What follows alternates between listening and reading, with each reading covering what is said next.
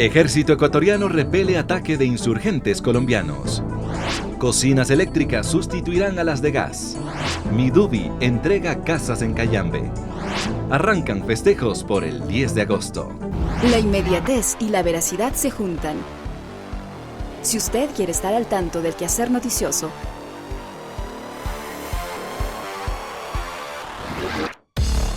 conéctese a www.elciudadano.gov.es.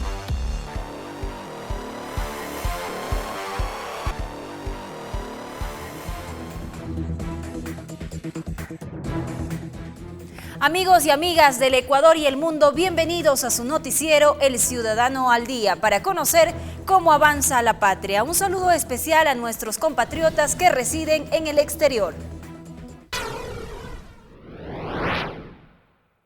Una nueva incursión de grupos insurgentes de Colombia a territorio nacional en el sector de Puerto Mestanza dejó como saldo 5 ilegales y un oficial ecuatoriano fallecidos. Autoridades del Ecuador se pronunciaron al respecto y exigieron mayor atención de su frontera al vecino país del norte. El enfrentamiento en Puerto Mestanza, Lago Agrio, al norte del país, se produjo mientras miembros del Ejército del Ecuador patrullaban esa zona. A las 5:45 de la mañana, a pesar de las advertencias de los soldados ecuatorianos para lograr su entrega voluntaria, los presuntos integrantes abrieron fuego con armas de grueso calibre. En el cruce de balas se logró abatir a 5 miembros de este grupo. Sin embargo, un oficial ecuatoriano fue alcanzado por un proyectil que acabó con su vida. Mediante un acto valeroso, el teniente de infantería Diego Armando Maldonado Gómez recibió un disparo. Lamentablemente le ocasionó la muerte. Autoridades del gobierno nacional exigieron más control por parte del gobierno colombiano en la frontera norte. Necesitamos una mayor presencia y cuidado de parte del gobierno de Colombia sobre su frontera. Nosotros creemos en la paz y esta paz que está iniciando el hermano pueblo de Colombia tiene que ser enfrentada desde esta visión. Tienen un vecino solidario. De igual forma, otro grupo de ilegales que permaneció abriendo fuego en horas de la mañana, apostado en las riberas del río San Miguel, hirió al cabo Raúl Montachana, quien se encuentra recibiendo atención médica y su estado de salud es estable. Se espera que en las próximas horas el gobierno colombiano se pronuncie al respecto de lo sucedido. Y en este mismo tema, el fiscal general del Estado, Galo Chiriboga, manifestó que envió a un equipo de forenses a la zona para que recojan la información necesaria sobre el caso. Tenemos la información de un fallecido, he mandado ya un equipo forense para que esté en la zona. El Estado hará honor a su palabra y continuará entregando los recursos necesarios para mantener la estabilidad del sistema de seguridad social de las Fuerzas Armadas, aseguró la ministra de Defensa, María Fernanda Espinosa. Deben tener la absoluta seguridad que el Estado hará honor a su palabra y continuará entregando los recursos necesarios para la estabilidad del sistema de seguridad social de las Fuerzas Armadas y este sistema se mantendrá como manda la Constitución como un régimen especial.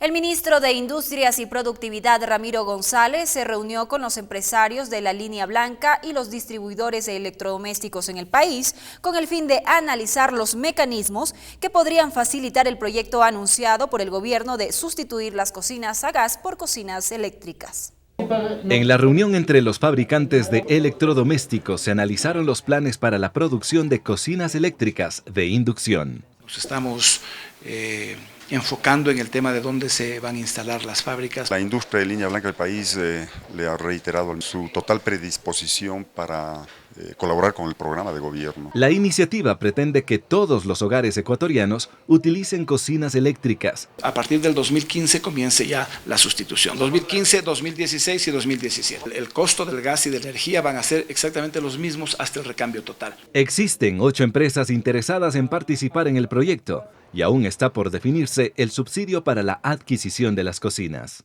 Dependerá de qué tipo de cocina sea la más óptima que vamos a comercializar. En el encuentro se presentó la cocina modelo. Para su fabricación se utilizó el 40% de partes nacionales. Lo que queremos es que cada año vaya creciendo el valor agregado nacional. Tiene que cumplir las normas INEN, que van a ser realmente muy estrictas en el consumo energético. Autoridades y empresarios anunciaron nuevas reuniones en los próximos días para concretar temas técnicos en torno a la fabricación de 3 millones de cocinas eléctricas.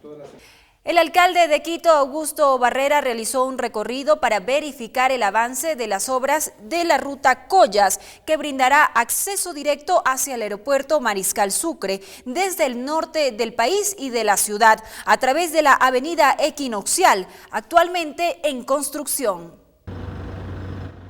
En una extensión de 10 kilómetros está trazada la ruta Collas-Tababela, vía directa que conectará la Panamericana con el nuevo aeropuerto de Quito. Se va a convertir en el futuro en la plataforma logística, aeroportuaria e industrial más importante que va a tener la ciudad y muy probablemente el país. La obra registra un avance del 52%. El trazado de la ruta va tomando forma.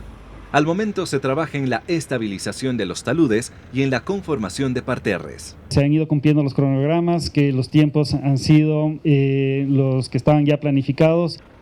Sobre el río Guayabamba se ha construido un puente metálico de 130 metros. A partir del kilómetro 5 se forma la vía de 4 carriles. Solo nos falta colocar iluminación y asfaltado. El objetivo es que el traslado desde el peaje de Oyacoto hacia el aeropuerto Mariscal Sucre sea de 10 a 15 minutos, optimizando así el tiempo de viaje de los usuarios. Vamos a tener sin duda la fase 2, 3 y 4 del aeropuerto. La obra está a cargo de la constructora Erdoiza Crespo. La inversión es de $185 millones.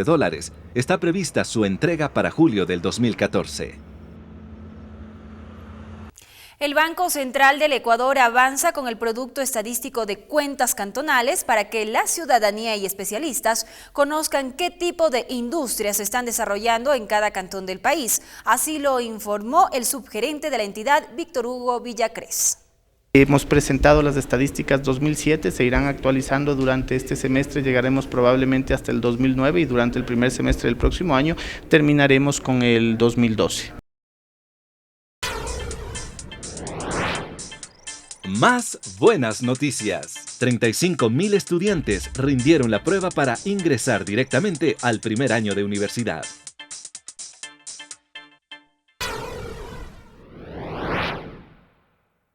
El Ministerio de Desarrollo Urbano y Vivienda Midubi construye el proyecto rural Chumillos a favor de familias de bajos ingresos económicos de las parroquias Juan Montalvo y Cangagua del Cantón Cayambe. Este proyecto contempla la construcción de 34 soluciones habitacionales con una inversión de parte del gobierno a través del Midubi de $206.000. Las casas son de 36 metros cuadrados de construcción y constan de 2 dormitorios, sala, comedor, cocina y baño completo. La obra registra un avance del 70% y el plazo para la entrega está previsto para septiembre próximo. Feliz, contento con lo que pago arriendo, ya no voy a perder, aunque sea para comer voy a ahorrar. Estoy agradecido al Midubi, principalmente al gobierno, y me siento contento porque ya llegó el sueño de tener la casita propia.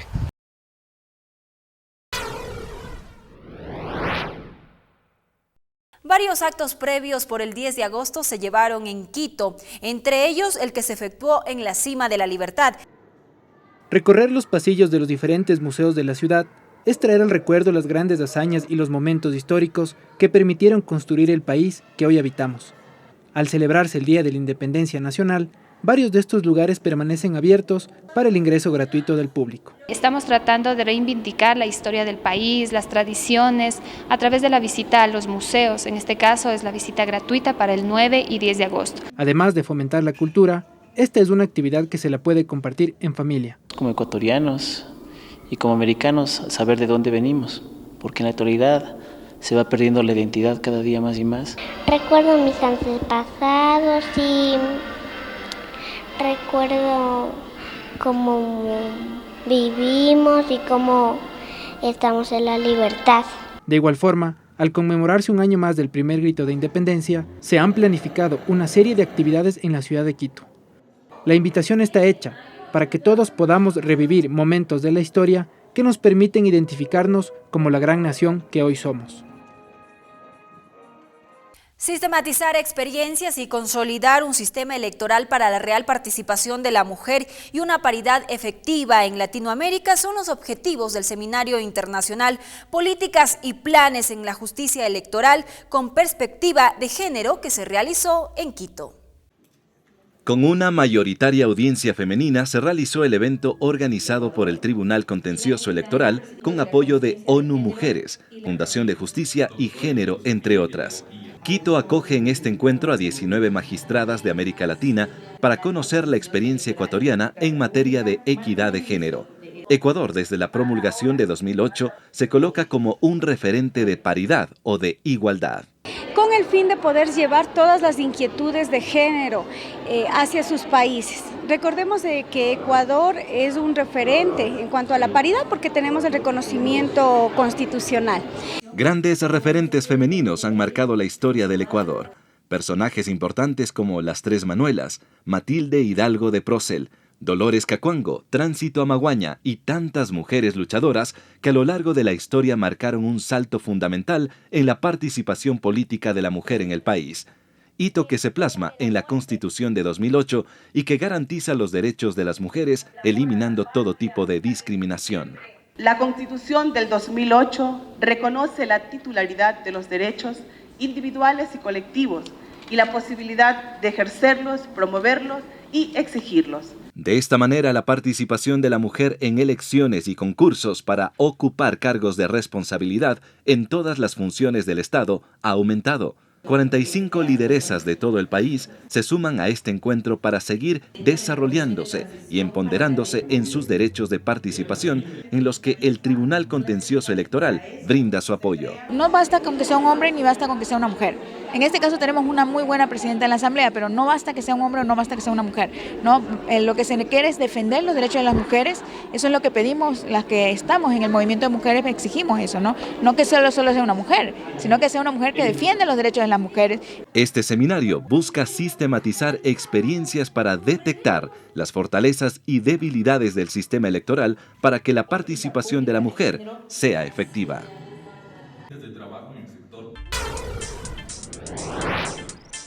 Más buenas noticias. La empresa Correos del Ecuador tiene el 98% de eficiencia de entrega de las encomiendas. Llegamos al final del informativo El Ciudadano al Día. Como de costumbre, les dejamos con el entrevistado del día. De mi parte, me despido y les deseo un excelente fin de semana. Nos vemos en la próxima edición del Ciudadano al Día. El Estado ecuatoriano, como ha sido habitual, especialmente en la Revolución Ciudadana, ha estado y adopta acciones fundamentales en defensa de la soberanía y de sus intereses. Un tema fundamental en este momento es la circunstancia y el litigio que mantienen varios demandantes y que ahora el Estado ecuatoriano asume como su propia defensa en contra de la Chevron. Vamos a dialogar y actualizar algunos elementos claves de este tema, en donde se juegan muchísimos intereses, especialmente económicos, y como hemos dicho hace poco, la soberanía del país. Está con nosotros Pablo Fajardo, él es el abogado principal de los demandantes ecuatorianos ante la Chevron. Bienvenido al Ciudadano, Pablo, y cuéntenos cómo está la situación en este momento, en donde ha existido una arremetida mediática de la Chevron en contra del Estado ecuatoriano. Antes, en alguna medida, se cuidaban en enfrentar directamente al Estado ecuatoriano, pero como el presidente de la República asume ya una posición soberana en este sentido, ya hay un ataque directo en contra del presidente y el Estado ecuatoriano. Muchísimas gracias. El caso está en varios escenarios, digamos, jurídicos y también políticos o mediáticos. En el ámbito jurídico tenemos una acción de ejecución de sentencia en el Ecuador, en Sucumbíes concretamente, y en 3 países distintos que son Brasil, Argentina y Canadá, donde esperamos que se reconozca como válida la sentencia ecuatoriana para poderla ejecutar en esas jurisdicciones. ¿Por qué en esos países y por qué fuera del Ecuador? Porque durante los años que duró el juicio en Ecuador, Chevron enajenó o vendió todos los bienes que tenía en el país. Y hoy ganamos un juicio, tenemos una sentencia ejecutable, pero no hay bienes de Chevron en el Ecuador. Que se puedan incautar. Para incautar, ¿sí?, y cobrar. Por lo tanto, estamos obligados a ir a otras jurisdicciones fuera del Ecuador para poder cobrar la sentencia. Además, para que se pueda balizar una sentencia internacional en ese sentido. Sí, tenemos que hacer un trámite que llama de homologación de sentencia extranjera en ese caso, que empezamos en Brasil, Canadá y Argentina. ¿Por qué estos países? Porque son países donde hay activos de Chevron, primero, y en el caso de Argentina y Brasil, porque hay una convención interamericana del año 79 que permite ejecutar sentencias extranjeras. Entonces, bajo la convención es mucho más rápido, mucho más fácil ese tipo de cosas. Entonces, digamos, si uno de esos países avaliza todo el proceso jurídico que se ha seguido en torno al juicio en contra de la Chevron, en donde se puede evidenciar que ha habido un debido proceso, entre otras cosas, ya será mucho más sencillo, si lo podemos llamar de esa manera, el cumplimiento de la sentencia. En el momento que un país, que un Estado reconoce como válida la sentencia ecuatoriana, esa sentencia se convierte en un instrumento jurídico como que hubiese sido emitida en ese país. Por ejemplo, si Canadá la reconoce como válida, sería una sentencia canadiense y podemos ejecutarla en Canadá sin ningún inconveniente jurídico. Ese es el elemento. El objetivo nuestro es perseguir los activos de Chevron en distintas jurisdicciones. Dentro del plan nuestro estamos preparando varias acciones jurídicas más para otros estados, otros países también, entre ellos algunos sudamericanos y otros europeos, asiáticos y de Oceanía. Lo que los demandantes nos piden a los abogados es que persigamos los activos de Chevron y no perdonemos ni un solo centavo. Hay que decirlo. Estamos hablando de 18 mil millones de dólares. 19 mil millones de dólares. Una cantidad quizás económicamente alta, pero realmente es insignificante comparado con el crimen ambiental cometido por Chevron en nuestro territorio, en nuestro país, en nuestra Amazonía ecuatoriana. Y además baja comparada con otros elementos. Note usted, por ejemplo, cuando hubo el derrame en el Golfo de México, la empresa BP. La empresa BP hasta ahora ha pagado más o menos 40 mil millones de dólares por un desastre, al menos 10 veces menor que el causado por Chevron en la Amazonía ecuatoriana. Entonces, la cifra que estamos reclamando de Chevron en Ecuador es pequeña comparado con el crimen que se cometió. Ahora, en estas circunstancias, como habíamos dicho al inicio de este diálogo, existe una arremetida de parte de la Chevron en contra del Estado ecuatoriano. ¿Cómo evalúa usted esta situación? Bueno, realmente es una acción nefasta y de arrogancia de Chevron. Note usted, por ejemplo, que nuestro juicio lo empezamos en el año 93 en Estados Unidos y Chevron pidió que el juicio venga al Ecuador. Chevron se comprometió por escrito a someterse a respetar la justicia ecuatoriana. Presentó 14 afirmaciones de juristas ecuatorianos quienes alabaron el sistema judicial del país y decían que era el mejor del mundo. Con ese aval, la Corte de Nueva York decidió que el juicio venga a las Cortes ecuatorianas. ¿Pero qué ocurre? Le ganamos el juicio en Ecuador y hoy lo que hace es una campaña gigantesca en contra del país para desprestigiar al Estado ecuatoriano. Y por ese motivo por supuesto a la justicia ecuatoriana. La justicia ecuatoriana, básicamente.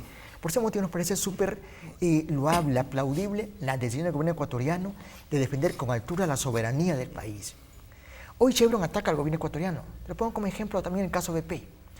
¿Acaso el presidente Obama no incluso pidió el trasero del gerente de la BP para pateárselo cuando hubo el desastre en el Golfo de México? ¿Acaso no hubo un informe de la EPA de Estados Unidos, que es entidad gubernamental, en la que dijo que BP era responsable del desastre ambiental que se causó allí?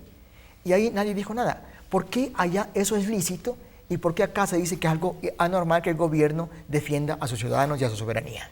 Es habitual que esta empresa como Chevron, por ejemplo, utilice una serie de mecanismos, entre ellos lobistas en el gobierno norteamericano, para buscar justamente que se desvíe la atención y para buscar que sus intereses sean mayoritariamente apoyados en esta circunstancia.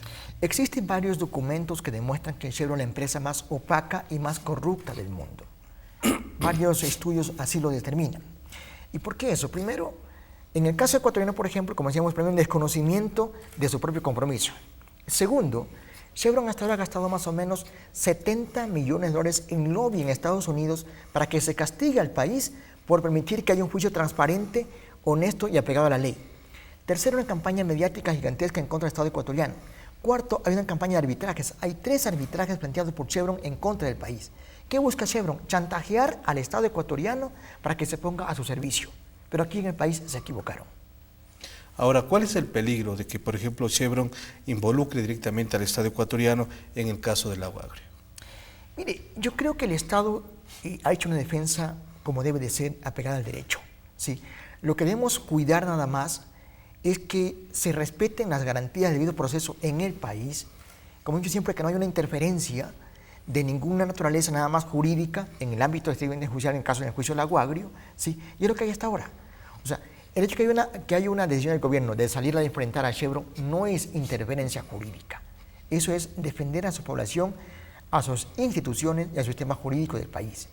Lo que digo yo, hay que cuidar nada más que no haya interferencia o intersecciones de aspectos políticos en el ámbito jurídico. Es el único elemento. Ahora, esta sentencia también, Chevron obviamente busca revertir hacia sus intereses, incluso económicos, es decir, que el Estado ecuatoriano pague una indemnización a Chevron. Esa es la forma de chantajear de Chevron. O sea, Chevron, imagínese usted, por ejemplo, ¿qué pasó en Argentina? En la República Argentina teníamos un embargo que estaba trabado en primera y segunda instancia. Luego Chevron chantajeó con dinero a la empresa YPF de Argentina, la empresa estatal argentina, con una inversión para el yacimiento de Vaca Muerta. Y con esa inversión logró que la Corte Suprema de Argentina revierta un embargo que estaba trabado en Argentina. O sea, ¿qué es lo que hace Chevron? Chantajear a gobiernos latinoamericanos básicamente, o que son un poquito económicamente débiles, digamos, ¿sí? Pero que en el fondo no es así. Hay gobiernos como el nuestro que defienden la soberanía con altura de su país. En Ecuador, en la instancia que se encuentra jurídicamente es en casación en estos momentos. ¿Cuándo habrá algún espacio, alguna fecha para terminar esta última instancia jurídica? Bueno, realmente es una decisión absoluta de la Corte Suprema de Justicia, la Corte Nacional, perdón, de Justicia del país. El recurso de casación llegó a Quito el pasado 29 de marzo del año 2012. Estamos ya por año y medio aproximadamente. Esperamos, ojalá en el transcurso de este año tengamos un fallo, ojalá sea lo antes posible, para poder también activar otras acciones de ejecutar sentencia en otros países fuera del Ecuador. Pero paralelamente se han activado las acciones en otros países, usted lo menciona. O sea, por supuesto, y creo que pasó aquí una cosa súper importante. La ley ecuatoriana establece 2 instancias judiciales. Ganamos nosotros en las 2 instancias judiciales en la corte que Chevron escogió, que fue aquí en el Ecuador. Si Chevron quería evitar que se ejecute la sentencia ahora, tenía que pagar una caución. Pero Chevron renunció al derecho de pagar la caución. Al renunciar a ese derecho, nos dejó la puerta abierta para que empecemos a ejecutar la sentencia dentro y fuera del Ecuador, que es lo que hemos hecho nosotros. El recurso de casación no impide que se ejecute la sentencia. Estamos actuando en base a la ley. Y en este momento, ¿cómo está la situación jurídica en los Estados Unidos? En Estados Unidos hay una dificultad mayor, porque primero el costo económico en la defensa en Estados Unidos es muy complejo, es muy alto. Segundo, desgraciadamente hay un juez norteamericano que se llama Luis Kaplan, que es el que tiene este caso en Estados Unidos, el caso de una acción planteada por Chevron en contra nuestra. Note usted, por ejemplo, Chevron demandó a los ecuatorianos, a los indígenas campesinos, abogados y expertos nuestros, nos acusan de habernos asociado ilícitamente y que no hay ningún daño ambiental, que lo que queremos es extorsionar a la empresa. Ese es lo que llaman el caso Rico, ¿sí? Ese juez Kaplan que tiene ese caso es un juez netamente racista y que actúa en una forma tan violenta en contra del país. ¿Qué evidencias tiene de esto? Por ejemplo, hace 2 meses sacó una decisión, por ejemplo, en la que el juez aseguró que el Ecuador no es un estado seguro para Chevron. Y por lo tanto, cualquier persona que quiera declarar, en el caso de Chevron, tenía que ir a otro país, que Chevron no podía venir al Ecuador. Lo cual, primero, ese juez no conoce el país. Nunca ha estado en el Ecuador. ¿Cómo se atreve a decir que el país no es un país seguro? Si nunca ha estado en el Ecuador. Segundo, la gente de Chevron anda libremente por todo el país. Tienen gente trabajando en todo el Ecuador, tienen decenas o centenares de espías en el país, cientos de abogados en el Ecuador. Chevron tiene trabajando en el mundo entero 2.000 abogados en contra nuestra. Un centenar son de aquí del Ecuador. Entonces no pueden decirnos que el país no es un país seguro para Chevron. ¿En qué instancia entonces está planteado la demanda de la Chevron en contra del Estado ecuatoriano? En primera instancia. Bueno, a ver, en contra del Estado que hay son 3 arbitrajes. O sea, el uno que ya se concluyó, el segundo que hay un laudo favorable a Chevron que tiene que Estado pagar, que ahora está embargado de parte nuestra, y el tercero que es un proceso arbitral que está recién iniciándose, en otras palabras. Son los arbitrajes. Ahora, lo que hay son acciones en Estados Unidos en contra de nosotros, o sea, en contra de los indígenas y campesinos, que Chevron lo que ha hecho es victimizar a sus propias víctimas, o sea, atacar a sus propias víctimas, acusar de victimarios, de víctimas al propio victimario. ¿Qué dicen los indígenas, los campesinos de la zona sobre todo este largo proceso jurídico que que todavía tiene mucha vida. Mire, realmente es una cosa impresionante. Luego de 20 años de historia, de lucha codo a codo, de que muchos de nosotros hemos visto cómo nuestros hermanos han ido muriendo en el camino con cáncer, con leucemia, y la gente sigue férreamente unida, luchando en busca de la justicia. Es algo que no se puede creer muchas veces, que la gente, pese a que muchas mujeres, hombres tienen cáncer, y siguen ahí luchando todos los días. Es algo realmente impresionante. ¿Por qué? Porque la gente tiene sed de justicia.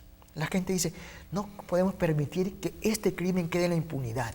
Entonces, pese a todo lo que hace Chevron, a los ataques de Chevron, a las mentiras de Chevron, la gente sigue luchando férreamente en busca de justicia. Ahora, ¿existe unidad dentro de los indígenas campesinos allí en la zona? Por supuesto que sí, por supuesto que sí. Yo tengo reuniones permanentes con la Unión de Afectados por Texaco, que es la entidad que reúne a los 30.000 víctimas directas de esta actividad de la empresa Texaco Chevron, y no hay ningún tipo de resquebrajamiento interno, hay una unidad absoluta, un sueño absoluto de que haya justicia. ¿Cuál es el trabajo que usted realiza dentro y fuera del país en estas circunstancias? El trabajo concretamente del equipo legal que yo dirijo, y equipo técnico y también de comunicación básicamente, es primero la estrategia legal de plantear acciones jurídicas en cada país donde sea conveniente, donde haya activos de Chevron. Segundo, explicar al mundo entero el crimen cometido en Ecuador por la empresa petrolera Chevron Corporation, ¿sí? Tercero, mantener la unidad de las comunidades también junto con los dirigentes de la Asamblea de Afectados, y obviamente crear conciencia colectiva en el mundo entero del crimen que se comete en un país como el nuestro. Es importante que el mundo está conociendo ya cuál ha sido la labor de la Chevron Texaco en su momento en el Ecuador, porque se ha tergiversado muchísimo, se ha manipulado mucho este tipo de información, pero ahora tanto en Estados Unidos como en Europa entiendo que existe una campaña de información para que el mundo conozca la real incidencia que ha tenido Chevron en contra del estado del país y de los que habitan allá en la UAG. Realmente es el trabajo que estamos haciendo, que lo que toca hacer es hacerlo mucho más fuerte, pero hay que entender que el poder económico de Chevron es gigantesco.